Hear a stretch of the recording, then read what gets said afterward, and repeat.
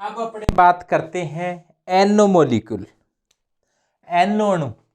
अब एनो अणु कैसे बनेगा? एनो में एक नाइट्रोजन एटम है, एक ऑक्सीजन एटम है। मान लो कि एक नाइट्रोजन का एटम है, नाइट्रोजन का परमाणु है,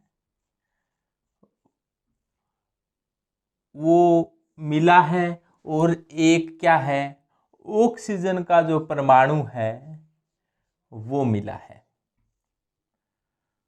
तो ऑक्सीजन का परमाणु और नाइट्रोजन के परमाणु आपस में मिले हैं तो NO अणु बना है। तो नाइट्रोजन का इलेक्ट्रॉन विन्यास क्या होता है? 1s में 2 इलेक्ट्रॉन, 2s में 2 इलेक्ट्रॉन और 2p में 3 इलेक्ट्रॉन होते हैं। 1s2 2s2 2p3, क्योंकि नाइट्रोजन है एटॉमिक नंबर 7 होता है, तो इसका 1s2 2s2 2p3 इलेक्ट्रॉनिक विन्यास होता है। 1s2 2s2 2p3। इसी प्रकार से ऑक्सीजन का एटॉमिक नंबर 8 होता है, तो 1s2 2s2 2p4 होता है इसका इलेक्ट्रॉनिक विन्यास। तो 1s में 2 इलेक्ट्रॉन है, 2s में 2 इलेक्ट्रॉन है, 2p में कितनी है? 4। तो 1 2 3 और 4। अब देखो 1s और 1s को अपने के से दर्शाया है। के का मतलब ये पहली कक्षा है। 2s और 2s परमाणुीय कक्षक जब नजदीक आए हैं तो नए कक्षक बने हैं। तो ये परमाणु के अंदर थे, उनको परमाणुीय कक्षक कहा है। जब परमाणु और परमाणु मिलकर अणु का निर्माण करते हैं तो आणविक कक्षक बनता है। आणविक कक्षक जिनकी ऊर्जा कम होती है इसको बंदी आणविक कक्षक यानी कि बॉन्डिंग मॉलिक्यूलर ऑर्बिटल कहते हैं, और जिसकी ऊर्जा ज्यादा होती है उसको प्रतिबंधी आणविक कक्षक यानी कि एंटी बॉन्डिंग मॉलिक्यूलर ऑर्बिटल कहा है। तो ये बॉन्डिंग मॉलिक्यूलर ऑर्बिटल बन गया और ये एंटी बॉन्डिंग मॉलिक्यूलर ऑर्बिटल बन गया। इसी प्रकार से यहाँ पर भी 2p कक्षक और 2p कक्षक आई हैं। तो इन कक्षकों में 4 ऊर्जा स्तरों में बंटे हैं। सिग्मा 2pz की ऊर्जा सबसे कम होती है, जबकि सिग्मा स्टार 2pz की ऊर्जा सबसे अधिक होती है। पाई 2px व पाई 2p की एनर्जी बराबर होती है। इसी प्रकार पाई स्टार 2px और पाई स्टार 2py की ऊर्जा बराबर होती है, लेकिन ये पाई 2px और पाई 2py से एनर्जी ज़्यादा होती है। किसकी? पाई स्टार 2px और पाई स्टार 2py की। यानी कि बॉन्डिंग मॉलिक्यूलर ऑर्बिटल की एनर्जी कम होती है, जबकि एंटी बॉन्डिंग मॉलिक्यूलर ऑर्बिटल की एनर्जी अधिक होती है। ऐसा स्पष्ट है। तो यहाँ इधर से 3 इलेक्ट्रॉन आए हैं, उधर से 4 इलेक्ट्रॉन आए हैं, टोटल इलेक्ट्रॉन हो गए 7। तो 1 2 3 4 5 6 और 7। तो इस प्रकार का इलेक्ट्रॉनिक विन्यास हुआ है। और यहाँ पर आप ध्यान से देखो कि एक अयुग्मित इलेक्ट्रॉन है, और अनपेयर इलेक्ट्रॉन होने के कारण, यहाँ पर अनपेयर इलेक्ट्रॉन है और अनपेयर इलेक्ट्रॉन होने के कारण ये कैसा हो गया? अनुचुंबकीय हो गया। अनुचुंबकीय हो गया, यानी कि अपने इसे क्या कहें? पैरा मैग्नेटिक कहेंगे इसको। ये पैरा मैग्नेटिक नेचर का होता है NO। NO जो मॉलिक्यूल होता है वो कैसी नेचर है इसकी? पैरा मैग्नेटिक नेचर है, अनुचुंबकीय है। ये क्यों है? क्योंकि इसमें एक अनपेयर इलेक्ट्रॉन है। ये अनपेयर इलेक्ट्रॉन कौन सा है? ये एंटी बॉन्डिंग ऑर्बिटल में पाई स्टार 2px में उपस्थित इलेक्ट्रॉन है, वो अनपेयर इलेक्ट्रॉन है। बॉन्ड ऑर्डर ज्ञात करें इसका। बॉन्ड ऑर्डर ज्ञात करने का तरीका होता है Nb - Na/2। Nb का मतलब number of bonding electron, Na का अर्थ number of anti bonding electron. यानी कि बॉन्डिंग इलेक्ट्रॉन में से एंटी बॉन्डिंग वाले इलेक्ट्रॉन घटा दें, बॉन्डिंग इलेक्ट्रॉन हो जाएंगे 2 2 4 2 6 और 2 8। बॉन्डिंग वाले में से एंटी बॉन्डिंग वाले घटा दें 3। तो यानी कि नंबर ऑफ बॉन्डिंग इलेक्ट्रॉन है 8, number of anti bonding electron है 3। तो बॉन्ड ऑर्डर क्या आएगा? Nb - Na/2, Nb - Na/2, number of bonding electron minus number of anti bonding electron upon 2, तो 8 - 3/2, तो 5/2, तो ये आ जाएगा 2.5। यानी कि NO एटम है उसकी का बॉन्ड ऑर्डर है वो 2.5 आया है। 2.5 का मतलब 2 बंध पूरे हैं और एक बंध है वो कभी बनता है कभी नहीं बनता। 2.5 बॉन्ड ऑर्डर होता है NO एटम में। 2.5 में एक सिग्मा बंध होता है, एक सिग्मा बंध है इसमें, ये मान लो ये सिग्मा बंध है, और 2 पाई बंध में से 2 पाई बंध बनने चाहिए थे, लेकिन ये आधा पाई बंध क्या हो रहा है, कम हो रहा है, यानी कि 1.5 पाई बंध है। तो ये आधा पाई बंध है और ये पूरा पाई बंध है, यानी कि इसमें एक सिग्मा बंध है जबकि 1.5 क्या है, पाई बॉन्ड है NO मॉलिक्यूल में।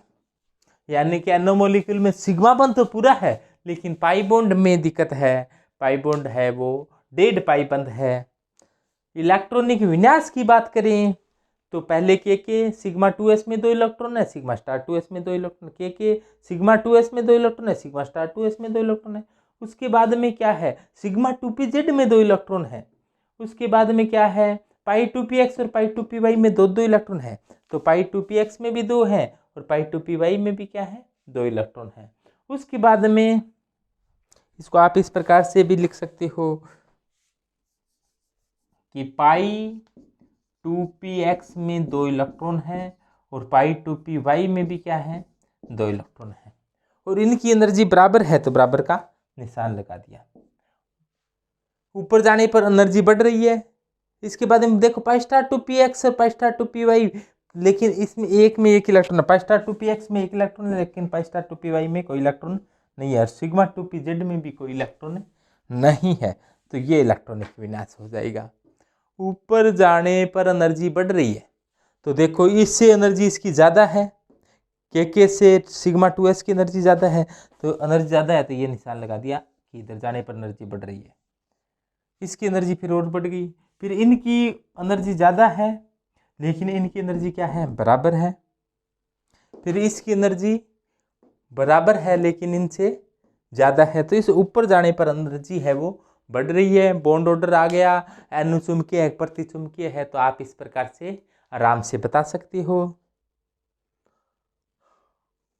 तो ये था NO मॉलिक्यूल। NO अणु क्या होता है, ये अनुचुंबकीय होता है या प्रतिचुंबकीय होता है, तो ये समझ में आ गया आपकी अनुचुंबकीय है, बॉन्ड ऑर्डर है वो 2.5 है।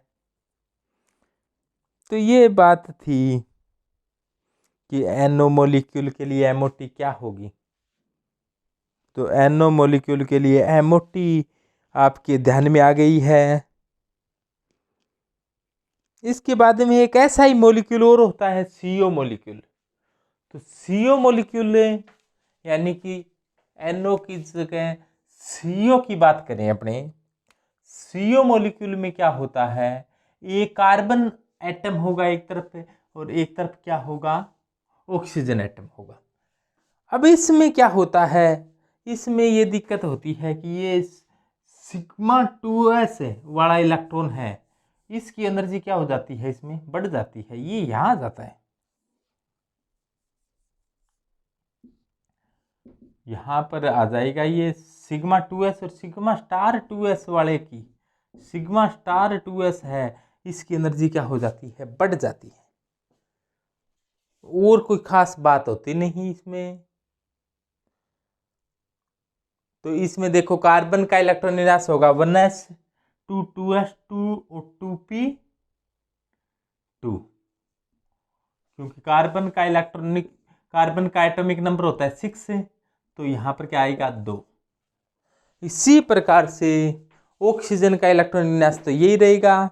अब देखो टोटल इलेक्ट्रॉन हो गए, यहां पर 2 2 हो गए, यहां पर 2 इधर से आए 2 इधर से आए, टोटल कितने हो गए 4, तो 4 हो गए, और इधर से 2 आए हैं इधर से 4 आए हैं, टोटल कितने हो गए 6, 6 और 4 10, तो 1 2 3 4 5 6 7 8 9 और 10, टोटल इलेक्ट्रॉन यहां तक भर गई। अब देखो यहां पर बॉन्ड ऑर्डर ज्ञात करोगे, तो अब देखो यहां पर अयुग्मित इलेक्ट्रॉन नहीं है, पहले तो यहां पर अयुग्मित इलेक्ट्रॉन था तब अनुचुंबकीय था, अब ये अयुग्मित इलेक्ट्रॉन नहीं होने के कारण ये कैसा होगा, सभी पेयर्ड इलेक्ट्रॉन है, एकमित इलेक्ट्रॉन नहीं है, इसीलिए कैसा होगा, ये प्रतिचुंबकीय होगा। और प्रतिचुंबकीय होगा तो ये रंग प्रतिचुंबकीय होगा, यानी कि ये डायामैग्नेटिक होगा। तो ये डायामैग्नेटिक होगा। बॉन्ड ऑर्डर की बात करें तो नंबर ऑफ बॉन्डिंग इलेक्ट्रॉन कितनी है, 2, 2, 4, 2, 6 और 2, 8। और number of anti bonding electron कितनी है, 2 ही है। यहाँ पर भी नहीं है, यहाँ पर भी नहीं है। तो बॉन्डिंग इलेक्ट्रॉन 8 है, एंटी बॉन्डिंग इलेक्ट्रॉन 2 है। तो टोटल जो बॉन्ड ऑर्डर आएगा वो कितना आ जाएगा, 6/2, यानी कि 3 आ जाएगा। यानी कि कार्बन और ऑक्सीजन के बीच में जो बॉन्ड बनेगा वो 3 बंध बनेंगे। इसमें देखो, इसने सिग्मा बंध बनाया, इसने तोड़ दिया, इसने सिग्मा बंध बनाया, इसकी एंटी बॉन्डिंग नहीं है, इसने 2 पाई बंध बनाया, इसके भी एंटी नहीं है। तो एक सिग्मा बॉन्ड है और 2 क्या है, पाई है। एक सिग्मा बॉन्ड है और 2 पाई है सीओ में। एनओ में ऐसा नहीं था, एक सिग्मा है और 2 इसमें क्या है, पाई है। यानी कि सीओ मॉलिक्यूल की बात करेंगे तो एक सिग्मा बंध है और 2 क्या है, पाई बॉन्ड है। तो इलेक्ट्रॉनिक विन्यास की बात करें तो सबसे पहले के है, इसके बाद में सिग्मा 2s है। सिग्मा स्टार 2s की एनर्जी क्या हो गई है, यहाँ पर बढ़ गई है, तो ये नहीं आएगा बीच में। इसके बाद में सिग्मा 2pz आएगा, फिर पाई 2px और पाई 2py आएगा। पाई 2px पाई 2py के बाद में आएगा फिर सिग्मा 2pz यहाँ पर। तो ये सिग्मा 2pz कहाँ आएगा, इसमें sigma 2s, sigma star 2s यहाँ पर आएगा, इसमें 2 इलेक्ट्रॉन है। इसके बाद में pi star 2px pi star 2py है, लेकिन यहाँ पर कोई इलेक्ट्रॉन है नहीं। और उसके बाद में सिग्मा स्टार 2pz में भी कोई इलेक्ट्रॉन नहीं है। तो ये इसका क्या हो जाएगा, इलेक्ट्रॉन विन्यास। इलेक्ट्रॉन विन्यास तो इसको देख कर लिखो आप, इसको बनाना एक बार सीख लो। इसके लिए अपने एक अलग से वीडियो बनाएंगे सीओ के लिए, कि सीओ क्या होता है, अपने एक आसानी से समझ में आ जाए। तो ये सीओ मॉलिक्यूल के लिए थोड़ा सा आपको बताया कि सीओ मॉलिक्यूल होता क्या है।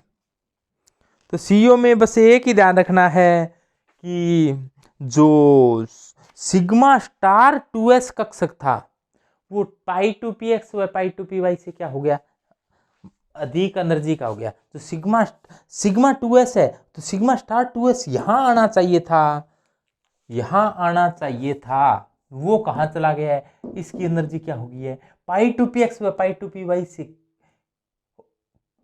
ज़्यादा हो गई है इसकी एनर्जी। और यानी कि पाई 2px पाई 2py और pi star 2px pi star 2py के बीच की एनर्जी हो जाती है।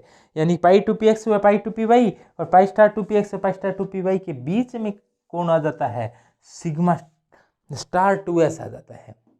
बस इतनी सी बात ध्यान रखनी है, किसके लिए, सीओ के लिए। बाकी कुछ कोई इसमें नई बात है नहीं।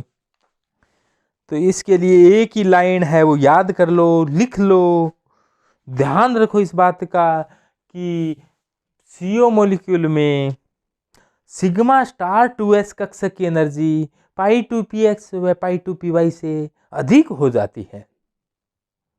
बॉन्ड ऑर्डर 3 आ गया, प्रतिचुंबकीय हो गया, क्योंकि यहाँ पर कोई एकमित इलेक्ट्रॉन नहीं है, एकमित इलेक्ट्रॉन दृष्टिगोचर नहीं हो रहा है, एकमित इलेक्ट्रॉन दूर दूर तक दिखाई नहीं दे रहा है। तो आप ये ज्ञात कर लोगे। बॉन्ड ऑर्डर ज्ञात करना आपको आता है, number of bonding electron minus number of anti bonding electron. तो ये सीओ मॉलिक्यूल था। तो अपने पढ़ा कि एमओटी क्या होती है। तो एमओटी है वो अच्छी है किससे, वीबीटी से। अब इससे पहले अपने वीबीटी पढ़ा, वीबीटी से अच्छी होती है। वीबीटी और एमओटी दोनों में कुछ समानता होती है कि दोनों ही सहसंयोजक बंध की व्याख्या करते हैं।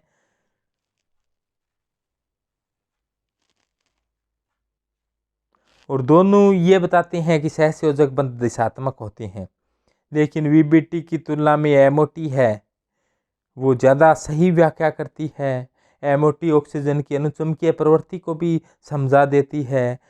एमओटी है थोड़ी कठिन गणनाओं पर आधारित है, एमओटी को समझना थोड़ा सा कठिन है, जबकि वीबीटी को समझना थोड़ा सा आसान काम होता है, यानी कि MOT थोड़ी सी कठिन है, कहीं पर एनर्जी बढ़ जाती है, कहीं पर एनर्जी कम हो जाती है, तो MOT थोड़ी सी समझने में कठिन है, VBT थोड़ी समझने में आसान होती है, लेकिन MOT VBT की तुलना में ज़्यादा सही है। दोनों ही सहसंयोजक लक्षणों, सहसंयोजक बंध है, यानी कि कोवलेंट बॉन्ड की व्याख्या करते हैं। तो धन्यवाद। मैं Rajesh Lakhera, assistant professor chemistry, government girls college, Taranagar.